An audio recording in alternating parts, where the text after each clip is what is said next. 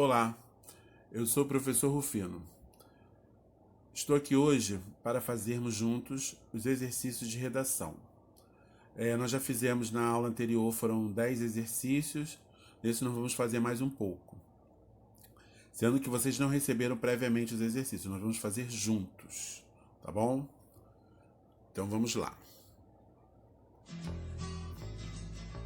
Nós temos aqui, né, a letra da música Eduardo e Mônica, do Renato Russo. Nós já falamos, na parte teórica tem, eu citei como exemplo, e agora vamos fazer um exercício. Quem um dia irá dizer que existe razão nas coisas feitas pelo coração? E quem irá dizer que não existe razão? Eduardo abriu os olhos, mas não quis se levantar. Ficou deitado e viu que horas eram, enquanto Mônica tomava um conhaque no outro canto da cidade, como eles disseram. Eduardo e Mônica um dia se encontraram sem querer e conversaram muito mesmo para tentar se conhecer. Foi um carinha do cursinho do Eduardo que disse: tem uma festa legal e a gente quer se divertir. Bom, nós temos um texto, você percebe que ele conta, ele narra uma história, né? A música se propõe a contar desde o conhecimento lá, quando eles se conhecem, até a fase adulta, quando eles casam, né? Passa por todas as fases da história. Então nós vamos ver aqui que existe um narrador, uma pessoa que conta essa história, né? Que está narrando, contando pra gente sobre Eduardo e Mônica. Então vamos ver aqui agora o que seria correto afirmar em relação ao texto, em relação ao narrador do texto. Então nós observamos que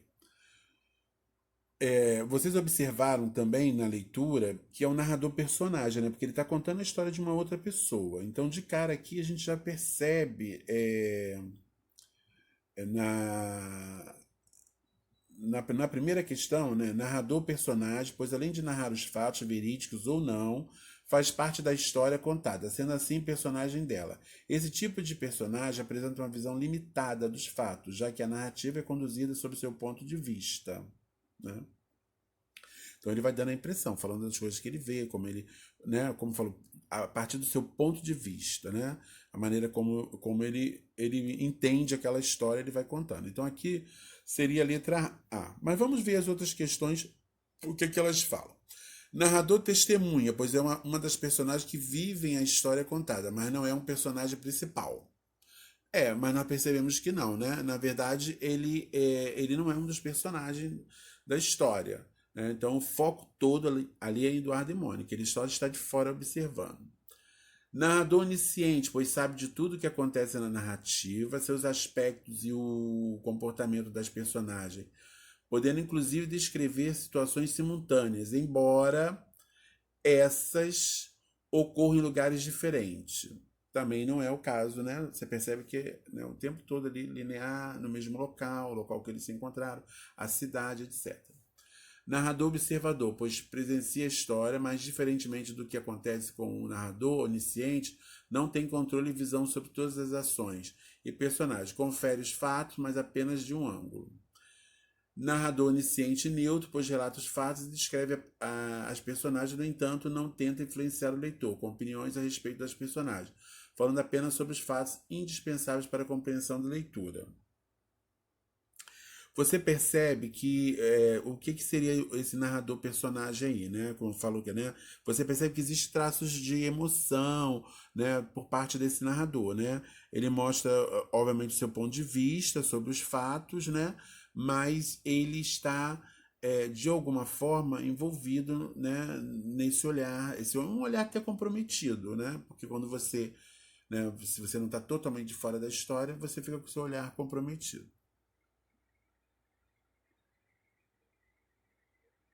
Bom, vamos aqui para a segunda questão. Trouxe também para vocês um pequeno trecho de Dom Casmurro, de Machado de Assis. Nós já tivemos a oportunidade de já trabalhar um trecho desse também.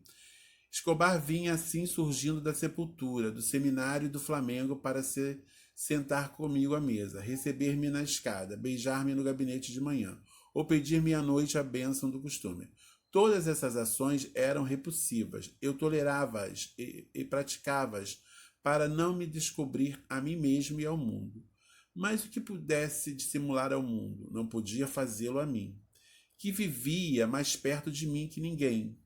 Quando nem mãe nem filho estavam comigo, o meu desespero era grande, e eu jurava matá-los a ambos, ora de golpe, ora devagar, para dividir pelo tempo da morte todos os minutos da vida embaçada e agonia. Quando, porém, tornava a casa e via no alto da escada a criaturinha que me queria e esperava, ficava desarmado e diferia o castigo de um dia para o outro. O que se passava entre mim e Capitu naqueles dias sombrios não se notará aqui, por ser tão miúdo e repetido, e já tão tarde que não se poderá dizê-lo, sem falha nem canseira, mas o principal irá. E o principal é que os nossos temporais eram agora contínuos e terríveis. Antes de descoberta aquela má terra na verdade, tivemos outros de pouca dura. Não tardava que o céu se fizesse azul, o sol claro e o mar chão, por onde abríamos novamente as velas que nos levavam às ilhas e costas mais belas do universo, até que o outro pé de vento desbaratava tudo. E nós, postos à capa, esperávamos outra bonança, que não era tardia nem dúbia, antes total, próxima e firme. Então, gente, nós vamos observar aqui que o narrador, né, ele está dentro da história, né, ele está vivenciando essa história, né? Bentinho morre de ciúme de Capitu e aí ali ele vai fazendo as suas conjecturas a respeito do comportamento dela, se ela teria traído ele ou não, né? E etc. Então nós temos aí como resposta a letra B, né? Por quê? Eu nem li, acabei não lendo o enunciado, mas eu lerei agora. A narração dos acontecimentos com que o leitor se defronta no romance Dom Casmurro, de Machado de Assis, se faz em primeira pessoa, portanto, do ponto de vista da personagem Bentinho. Seria, pois, correto dizer que ela apresenta-se. Aí nós temos aí a letra B, né? Viciada pela perspectiva unilateral assumida pelo narrador. Você observa que o próprio narrador, né, ele se coloca nessa posição, né? Então, acaba tendo uma visão viciada, porque é só a visão dele, né? O que conta é o que ele achava, o que ele pensava, né? Então, ele está contando a história do ponto de vista dele, né? Então, nós vamos ver aí que ele, inclusive, vai levando o leitor pelos fatos, conforme a sua perspectiva sobre os acontecimentos, né? Não se pode afirmar aqui, por exemplo, que Capitu em algum momento teve condições de apresentar seu ponto de vista. Esse narrador aqui é um narrador parcial, né? Logo, ele não pode ser confiável, porque é só pelo olhar dele, né? Mas vocês já observaram que toda história é assim, né? Pode acontecer um fato, estarem várias pessoas envolvidas, mas cada pessoa ela vai contar do seu jeito, né? E cada pessoa vai dar o seu tom, vai dar o seu olhar, vai focar mais num determinado ponto, outro num ponto menor, né? Então é importante estar muito atento a essa questão do narrador, né? De quem está contando essa história, né? Até que ponto ele está comprometido, o seu olhar está comprometido com aquele fato.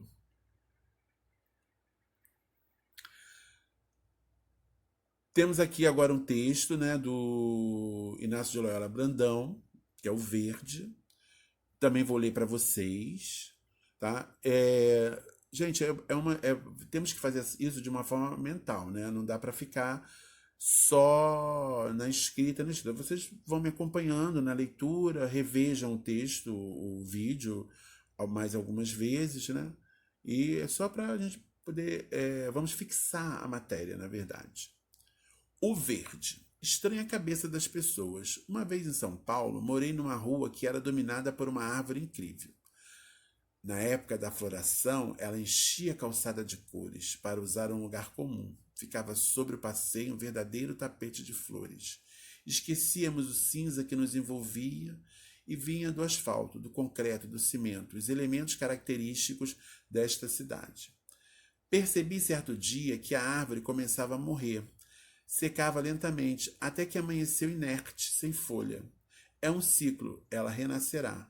Comentávamos no bar ou na padaria. Não voltou. Pedi ao Instituto Botânico que analisasse a árvore e o técnico concluiu: fora envenenada. Surpresos, nós, os moradores da rua, que tínhamos na árvore um verdadeiro símbolo, começamos a nos lembrar de uma vizinha de meia idade que todas as manhãs estava ao pé da árvore com o regador. Cheios de suspeita, fomos até ela, indagamos e ela respondeu com calma, os olhos brilhando, agressivos e irritados: matei mesmo essa maldita árvore. Por quê? Porque na época da flor ela sujava a minha calçada e eu vivia varrendo essas flores desgraçadas. Então, gente, vocês percebem, vamos voltar aqui, vocês percebem que ele conta uma história, você percebe que tem personagem, né, o local que se passa essa história, em que momento se passa essa história. Vocês observaram os elementos da narrativa aí? Estão todos muito presentes, né, em toda a história. Por que no começo do texto o narrador afirma que estranha a cabeça das pessoas? Gente, por que estranha a cabeça das pessoas? Estranha porque as pessoas, elas querem, né? Na verdade, elas não estão muito certas do que elas querem, né? Ora, elas trabalham para que você tenha uma árvore, reivindicam, né, que a cidade precisa estar mais, vamos dizer assim, mais florida, com sombras, etc. Mas, por outro lado, se as incomodou de alguma forma, elas tentam tirar aquilo do caminho, né? É muito estranho, muito estranho, muito estranho mesmo, né? A cabeça das pessoas, ela justamente é estranha por isso, né? Porque nunca estão satisfeitas, na verdade, né? Analisa bem isso, né? Nós nunca estamos satisfeitos, né? Pedimos chuva, mas aí a chuva chega, aí todo mundo começa a reclamar. Tá chovendo muito, tá chovendo muito, tá chovendo muito. Se tá muito sol, tá muito calor, porque tá muito calor, não é verdade? Então aí você percebe, né, que existe aí uma contradição, né, entre né, o que você quer e o que você deseja. Quer dizer, a árvore era linda, mas por outro lado também a incomodava porque dava trabalho, né? Aí ela resolve destruí-la. Para pensar e refletir sobre isso, né? Às vezes fazemos isso, né? Com as pessoas. Você observa que em alguns momentos o autor se lança na questão do texto, da descrição, né? Ele precisa descrever esse local, esse ambiente, essa árvore, né? A situação, até para poder ficar meio em clara essa situação, o fato que ocorre, na verdade. Então vamos agora identificar os elementos da narrativa. Então, nós temos aí um narrador-personagem, que o narrador ele conta a história, ele é um personagem da história. O local onde se passa é num bairro em São Paulo, né? Você percebe que ele descreve a rua, a calçada, né? O espaço aí seria também o ambiente. O enredo, né? Era uma árvore que enchia a rua de vida, mas que de repente parou de florescer. Esse é o enredo. Aí eles vão investigar o porquê, né? O momento máximo, que seria o clímax aí do texto, né? Os vizinhos foram atrás de uma senhora suspeita de envenenar a árvore. Eles passam a observá-la, vamos atrás porque vamos identificá-la. Então é o clímax, é o momento. E o desfecho aí é justamente quando a senhora declara ter matado a árvore e a gente percebe que é por motivo o quê? Fútil. Bom, temos aí mais um texto, né? Que é A Bela Noite. Esse texto, ele é um causo, né? Causo é uma história, né? Que pode representar um fato verídico ou não, né? Contada de uma forma engraçada. Sempre tem um objetivo lúdico, né? Pode apresentar, às vezes, rimas. Pode-se trabalhar um pouquinho da sonoridade das palavras ou com um linguajar mais próprio daquele local, né? E fazem, na verdade, parte do folclore brasileiro, né? Às vezes são histórias contadas que passam, né, de pai para filho. Então, vamos ao texto. Os antigos moradores de minha cidade contam que em uma época do passado, numa fazenda que hoje não existe mais, havia noites de roda de viola em que todos, casados, moças e rapazes, caíam no forró até o dia clarear. Sempre aparecia uma linda moça que todos os rapazes e também os viúvos tentavam cortejar. Mas ela desaparecia misteriosamente. Numa noite de lua cheia, no meio do baile, a jovem apareceu, linda como um diamante. A sua pele branca se contrastava com o rosto do lindo vestido longo, e suas mechas rolavam pelo rosto, deixando ainda mais belos os olhos azuis como o mar. Um dos rapazes disse ao amigo: "Hoje eu levo para casa, para casa." Tomou-a pela mão, conduziu-a até o meio do salão e não a soltou mais. Ela, de nervoso, suava frio como se estivesse morta. Não havendo outro jeito, a donzela deixou que ele a acompanhasse até a sua casa. Depois de muito andar, ela disse: "Obrigada, eu a levarei até a sua casa como prometi", respondeu o cavalheiro. "Já chegamos", a moça lhe disse. "Como?", perguntou o rapaz, assustado. "Aqui é o cemitério." A jovem, que já não estava mais tão bela, respondeu: "Moro aqui há mais de 2 séculos." Depois de dizer isso, foi passando através do portão e desapareceu por entre os túmulos, iluminada apenas pela única testemunha, a linda lua cheia que a tudo via. Porém, nada disse. O jovem, por sua vez, foi encontrado semanas depois, perambulando pelas estradas, e depois de contar a sua história para muitos, pediu ao padre para morar na igreja, de onde nunca mais saiu. Quando a bela jovem ninguém mais viu. Quanto a bela jovem, ninguém mais a viu, mas dizem que, nas noites de lua cheia, uma linda loira, porém gelada, aparece como um sonho e abraça os moços solteiros. Então, gente, como eu falei, né, vocês percebem, né, que é uma historinha, né, como eu falei, é um objetivo lúdico, engraçado, né, nesse caso aqui não é uma história verídica, né, então nós podemos, na questão, aí vamos ver qual seria, vocês já deram uma lidinha na questão? Vamos ler?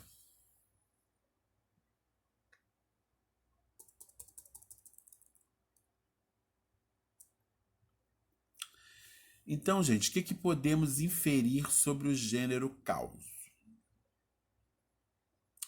Então, pode-se inferir sobre o gênero caos, vírgula, exceto. Então, são 4 alternativas, 3 alternativas estão relacionadas ao gênero, exceto uma, né, não caracteriza esse tipo de gênero. Então, vamos ver? Trata-se de uma história que faz parte da tradição oral de um povo. Perfeito, né? Ele falava na minha cidade, as pessoas contavam, né? O caos é passado de geração em geração. Falei isso para vocês, né? A tradição familiar. Narra-se um fato comprovado cientificamente. Aí nós já só pela história, né, dela atravessar o portão do cemitério, né, e tal, já sabemos que não, né, que seria essa resposta, com certeza. Essa é a única que não está relacionada a esse tipo de texto. O caos intenciona provocar temor aos que ouvem ou leem. Também, gente, porque as pessoas, né, elas era o hábito, né, sentar e contar histórias para criança, né, histórias de terror, histórias, né, de que as pessoas ficavam assustadas, né, e ao ouvir ficavam temerosas daquilo, né. Então aqui nós temos a letra C, é a única questão que não está relacionada ao texto lido. Na questão número 6, nós temos aí a frase que caracteriza o clímax da história, né? O momento, o ápice da história, né? Que você fala, opa, aqui, né? Chamou sua atenção, é o momento máximo, né? Quando ele pergunta a ela aonde ela mora, né? Não, que ele ainda vai levá-la, e ela diz, moro aqui há mais de 2 séculos. Ele falou assim, aí ele despertou, né, para a questão do cemitério, né, Na questão número 7, né, nós vamos ver que nós temos algumas as sequências, né, aí no texto, né, e o que que predomina nesse texto, né? Que tipo de sequência vai predominar aí? É o descritivo, argumentativo, expositivo ou narrativo? Então, nós temos conversado muito a respeito, né? Eu normalmente eu lanço mão da descrição, eu estou narrando uma história e eu lanço mão da descrição para, né, deixar meu texto mais claro, para levar o leitor, o interlocutor a imaginar como é o personagem, como é aquele local, aonde a história se passa, né? Mas sempre existe uma parte, né, que vai predominar. Nesse caso aqui, o que predomina é a narrativa, né? Ele está contando uma história, né? Com personagens, etc., né? O local onde se passa, o tempo, mas e lança a mão do descritivo, mas o que predomina é o narrativo, tá? Então, senhores, é um pequeno exercício, é simples, é para vocês, né, não esquecerem, porque vamos retomamos aqui alguns conceitos em relação a alguns gêneros. No caso aqui, estamos mais trabalhando a questão do gênero da narração, né? Do conto, da fábula, do causo, e os tipos textuais, que aí no caso é a narrativa, a narração, a descrição, a exposição, a argumentação. Então eu espero vê-los em breve com mais uma sequência de exercícios e dar continuidade ao conteúdo, ao conteúdo da apostila. Um abraço e até a próxima.